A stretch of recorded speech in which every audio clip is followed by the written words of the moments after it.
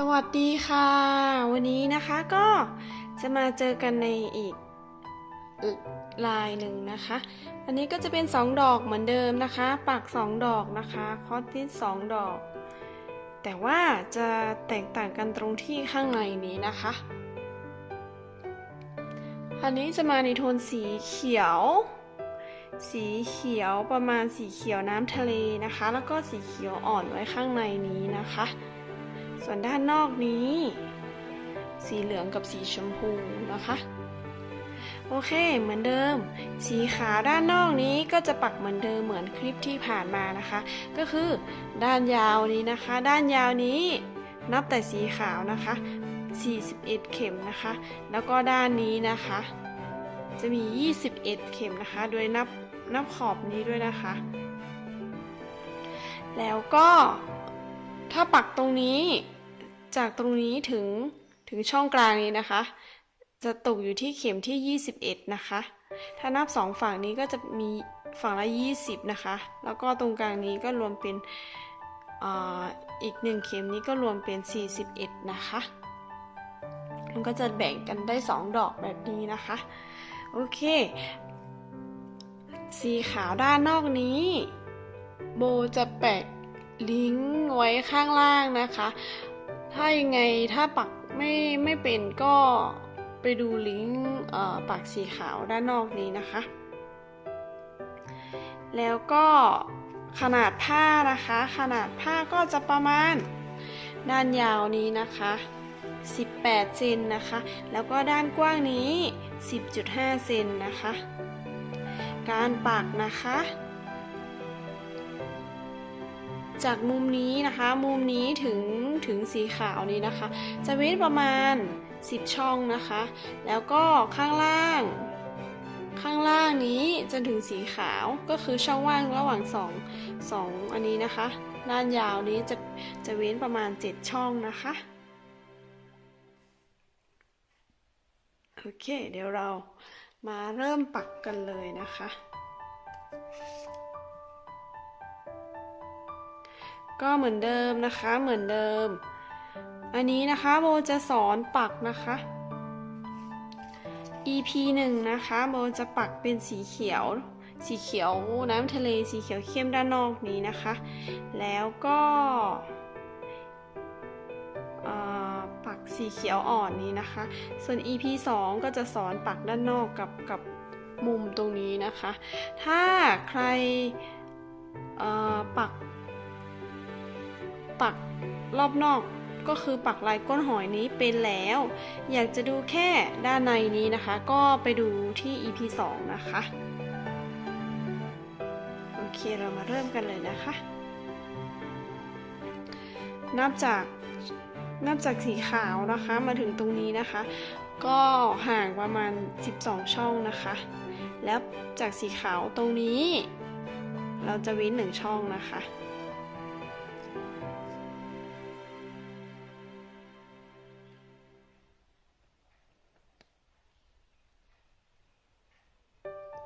ผ้าเป็นผ้าสีดำนะคะมันจะไม่ค่อยเห็นชัดเนาะ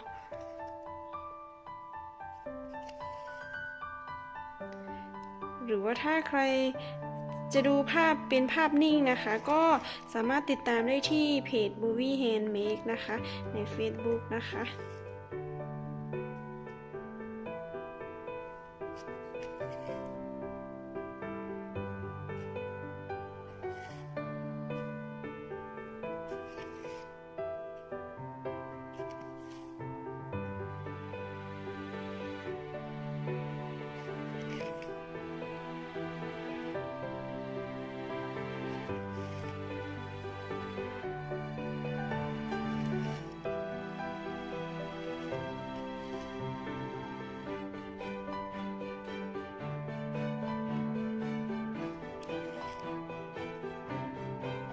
อันนี้ก็จะปักเหมือนเดิมนะคะ6เข็มนะคะ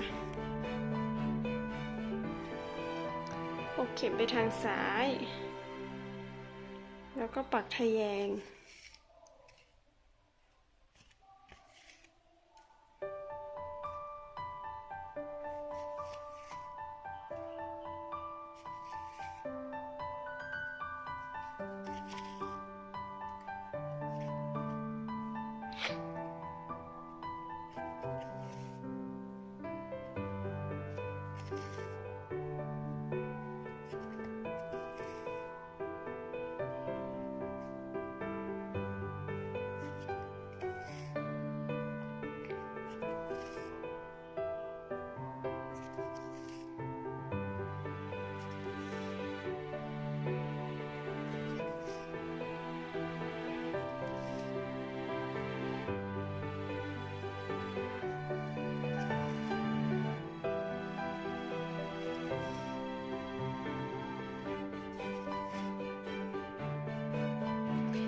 ก้นหอยด้านนอกนะคะก็จะปักเหมือนกันเลยนะคะ แต่ว่ามันจะต่างกันตรงที่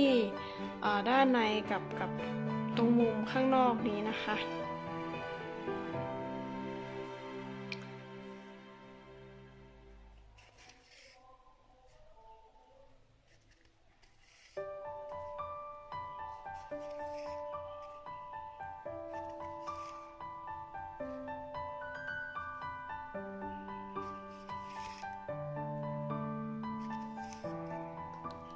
ตรงนี้ก็จะเฉียงลง4เข็มแบบนี้แล้วก็ค่อยปักตรงลงมานะคะ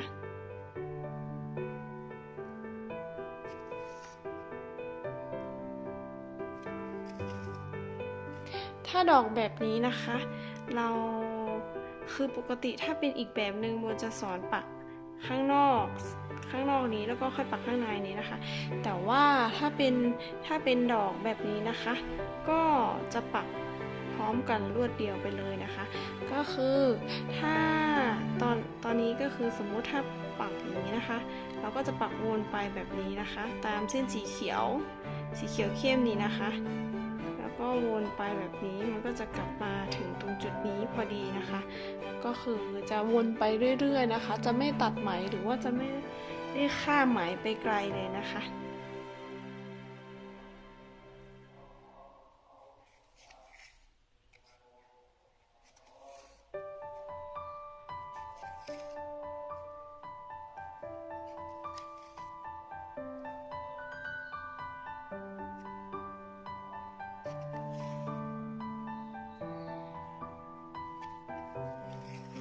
ได้5เข็มแล้วเราก็จะทะแยงไปทางขวา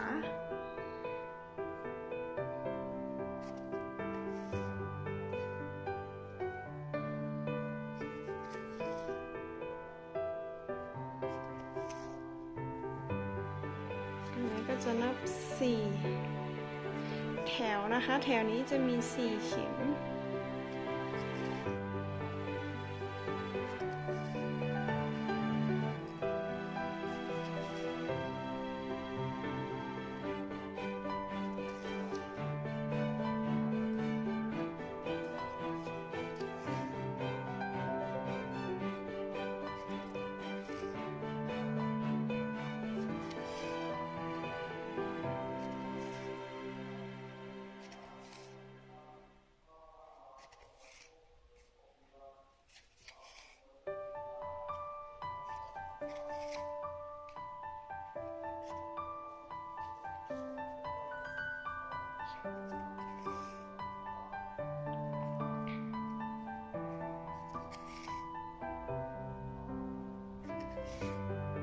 อันนี้ก็จะมี3แล้วก็ต่อด้วย2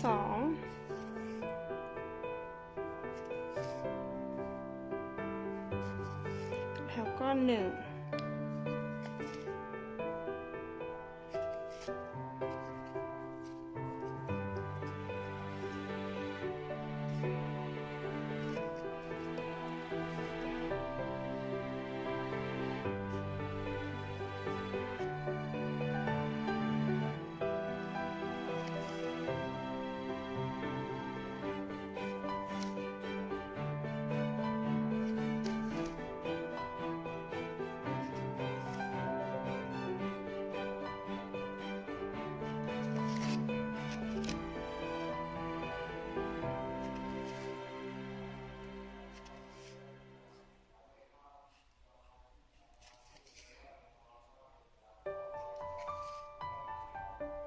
มันก็จะเป็น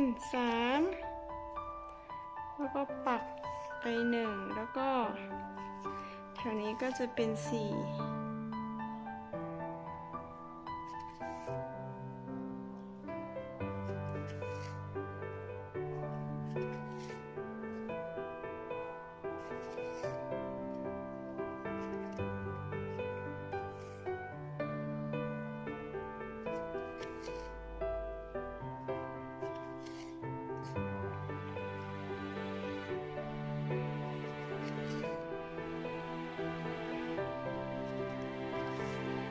ได้สีก็ทะแยงไปทางขวา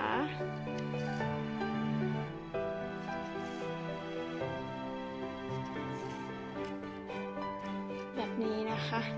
ด้วยสีแล้วก็ทะแยงไปแล้วก็ค่อยปักตรงลงมา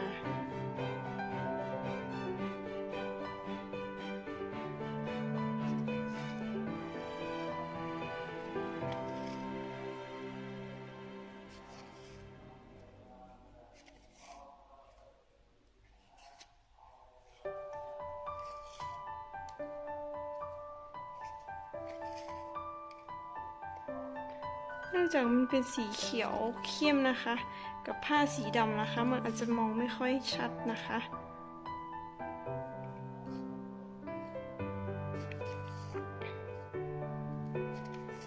พอได้แถวนี้5ช่อง5เข็มแล้วเราก็ทะแยงไปทางซ้ายนะคะ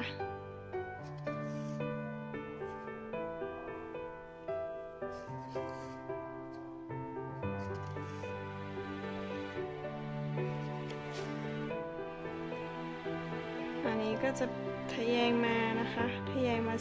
4แล้วก็แถวนี้ก็จะมี4เข็มนะคะ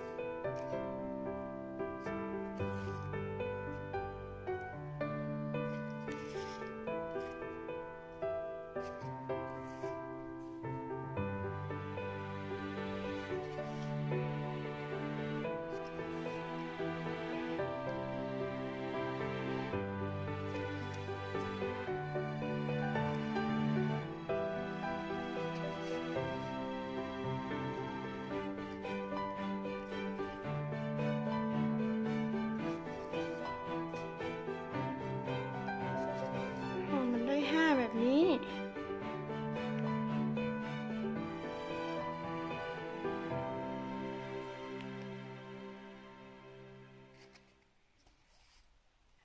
เราก็จะปักทะแยงขึ้น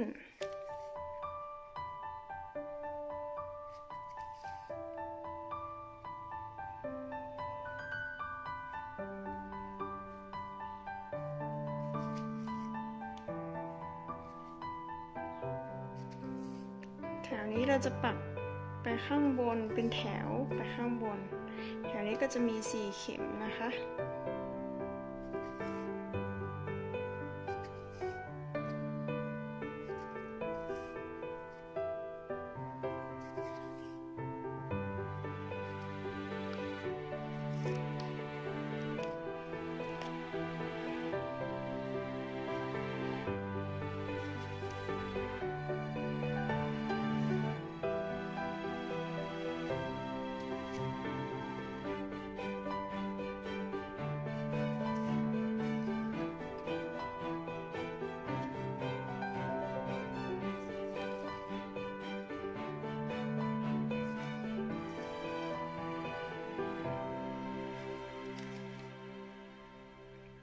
อันนี้ก็จะเป็น3เข็มแล้วก็2เข็มนะคะ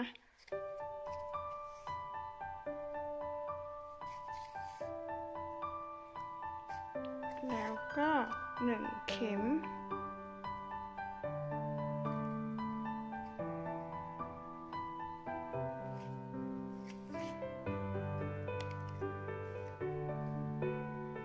พอถึง1เข็มเสร็จก็เริ่มต้นใหม่ที่1เข็มนะคะ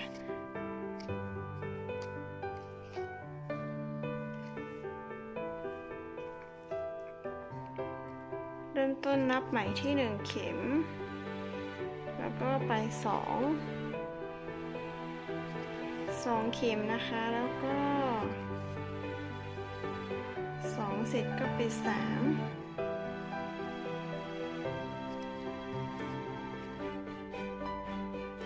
จ จาก2ไป3นะคะจะไม่มี1เข็มข้างตรงกลางนะคะแต่ถ้า4ไป5 5ไป6จะมี1 4ไป5จะมี1เข็มขั้นตรงกลางแบบนี้นะคะแล้วก็ถ้า5ไป6นะคะอันนี้6อันนี้5เนาะมันก็จะมี2เข็มตรงนี้ขั้นตรงกลางนะคะ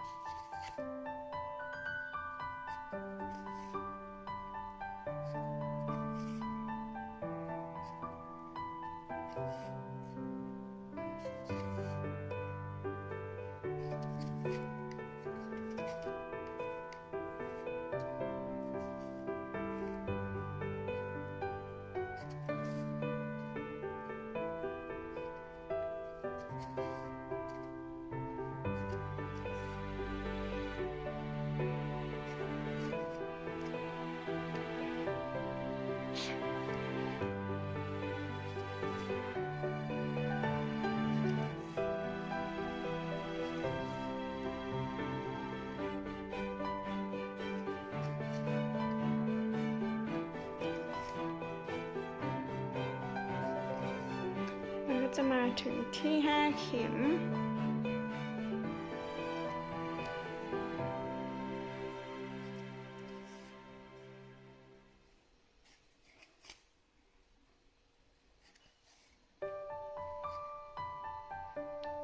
2 3 4 5แล้วก็จะปักทะแยงมี1เข็ม1เข็มขั้นตรงกลางแล้วก็ปักไปที่จะจบที่6เข็มนะคะ6เข็มก็จะติดขอบนี้พอดีมันจะมีเว้นช่อง1ช่องนะคะถ้าปักไปปักมาแล้วมันติดสีขาวเลยนะคะจะผิดแล้วนะคะ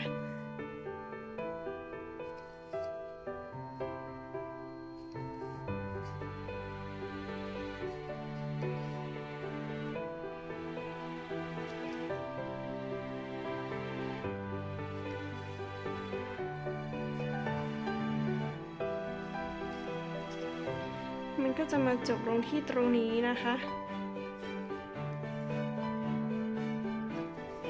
ตรงนี้ก็จะเหมือนตรงนี้นะคะ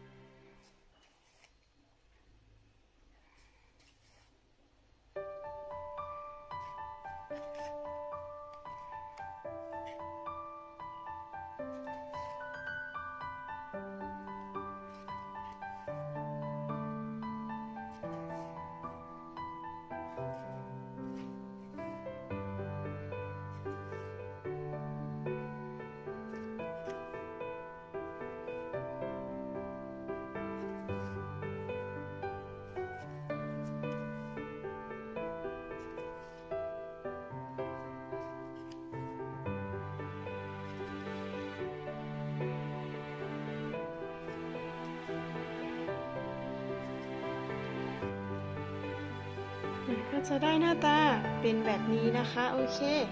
ปักต่อกันเลยนะคะเดี๋ยวถ้าปักจบแล้วเรามาชมผลงานกันนะคะ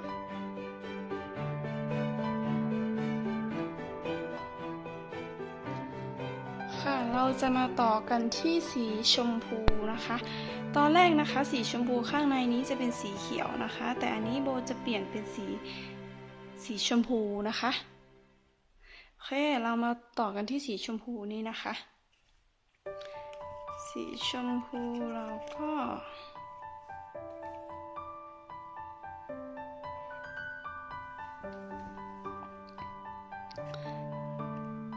ปักตามรอบด้านในของสีเขียวนะคะรอบนี้นะคะก็คือเราแค่ปักตามรอบนี้มันก็จะได้ตรงนี้แล้วก็อันนี้ก็เหมือนเดิมแค่ปักตามรอบนี้นะคะก็จะได้สีมุมสีเจ๋งนะคะ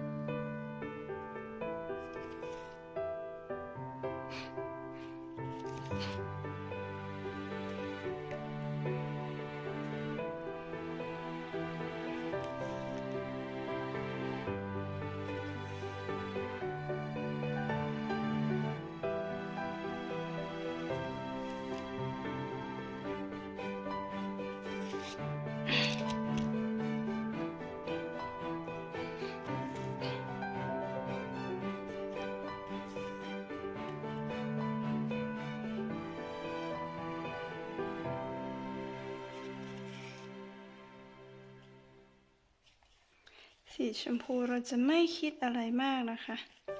เราจะปักตามรอบข้างในของสีเขียวแค่นั้น แต่พอดีได้มันพันกันหน่อย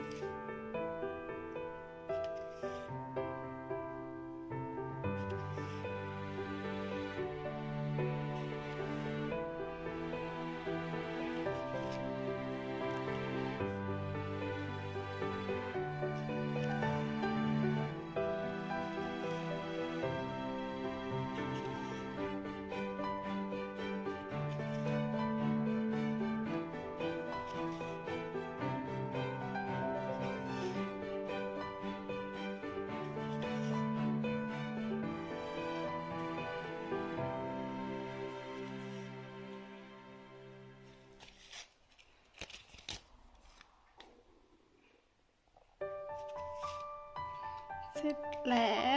วเพียงเท่านี้ก็จะได้อันนี้นะคะก้นหอยลายนี้ด้วยนะคะ ต่อไปเราก็จะมาที่ฝั่งนี้กัน เมื่อกี้เราลืมตรงนี้แล้วก็ถึงตรงนี้เราน่าจะข้ามไปตรงนี้ เพื่อมาสิ้นสุดตรงนี้นะคะ จะข้ามได้ใกล้กว่านะคะ แต่อันนี้ตอนนี้เราอยู่ตรงจุดนี้พอจะข้ามมาตรงนี้มันก็จะไกลหน่อย เราจะพลิกด้านเพื่อเก็บไหมก่อน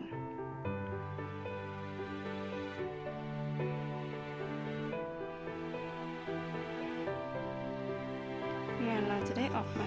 สวยๆนะคะ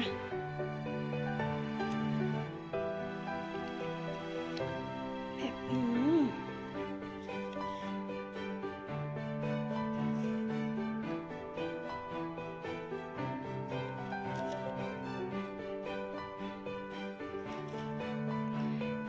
พอถึงตรงนี้เราก็จะปักวนมาอย่างนี้นะคะ